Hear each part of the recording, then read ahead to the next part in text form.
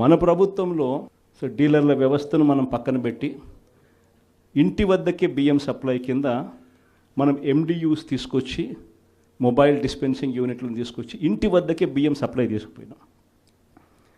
మొట్టమొదటిసారిగా మనం బియ్యం క్వాలిటీని పెంచినాం.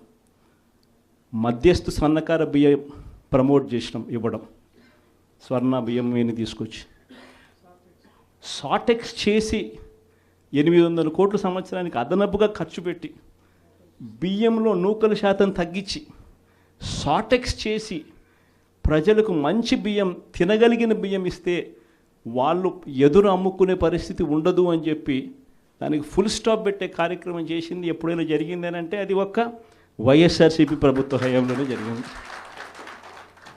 ఈరోజు వీళ్ళు ఏం చేస్తూ ఉంటారు? ఈరోజు ఒక పద్ధతి ప్రకారం ఫస్ట్ ఇంటి వద్దకే బియ్యం ఆపేసినారు. వాళ్ళకి ఇచ్చే బియ్యం ఇంతకుముందు మనం షార్టెక్స్ చేసి మంచి క్వాలిటీ బియ్యం మనం ఇస్తూ ఉంటే, మధ్యస్థ సన్నకార బియ్యం షార్టెక్స్ చేసి మనం ఇస్తూ ఉంటే ఈరోజు లేదు. ఈరోజు నిర్వీర్యం చేశారు. చేసి వీళ్ళు ఇవన్నీ చేస్తూ ఉండి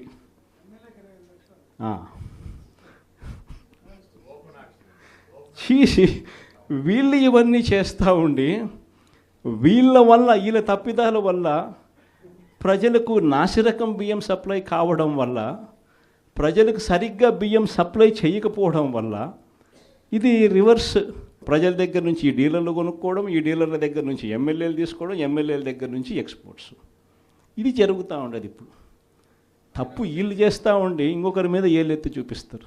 మన హయాంలో దళారీ వ్యవస్థను పూర్తిగా తీసేసి ప్రతి రైతుకు కనీస మద్దతు ధర ఖచ్చితంగా వచ్చేట్టుగా ఆర్బీకేలే వాళ్లకు పేమెంట్ స్లిప్స్ ఇచ్చేట్టుగా మన ప్రభుత్వంలో జరిగితే, రైతుకు ఏ మిల్లుకు తాను పోవాలి అనేది పూర్తిగా పక్కన పెట్టేసి పలాని మిల్లుకే మీరు పోవాలి అనేది తీసేసి రైతుకు మిల్లర్కు సంబంధం లేకుండా చేసిన పాలన మంది.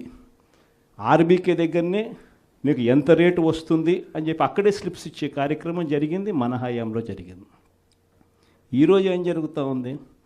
రైతులు పంట చేతికి వచ్చేసరికి ఈ క్రాప్ లేదు, ఆర్బీకే వ్యవస్థ నీరు గారిపోయింది, ఆర్బీకే దగ్గర కొనుగోలు చేసేవాడు లేడు. సో రైతులు గత్యంతరం లేక మిల్లర్ల దగ్గరికి పోవడం, మిల్లర్లు 300 రూపాయలు 400 రూపాయలు తక్కువ రేటు కొనుగోలు చేయడం, ఇది ఇప్పుడు జరుగుతూ ఉంది. అన్ని రకాలుగా సర్వనాశనం చేస్తూ ఉన్న ఈ పరిస్థితుల మధ్య, ఈ డైవర్షన్ పాలిటిక్స్ మధ్య ఈరోజు మనం పార్టీ బలోపేతంతో పాటు ప్రజల తరపున మనం నిలబడడానికి ఏ రకమైన ఉద్యమం చేయాలి, ఎలా ఉద్యమాలు చేయాలి అని చెప్పి ఆలోచన చేయడానికి మనం అంతా కూడా ఈరోజు సన్నద్ధమైనాం.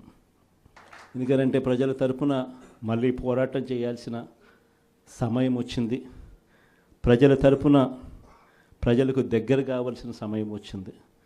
ప్రజలు ఇబ్బందుల్లో ఉన్నప్పుడు మనం ఉన్నాము అన్న భరోసా ప్రజలకు మనం ఇవ్వాలి. ప్రతి అడుగులోనూ వ్యతిరేకతే. ఒకవైపున చేయాల్సిన ఏ మంచి పని జరగలేదు. సూపర్ 6లు లేవు, సూపర్ 7లు లేవు. మరోవైపున వ్యవస్థలన్నీ పూర్తిగా నీరు గారిపోయాయి.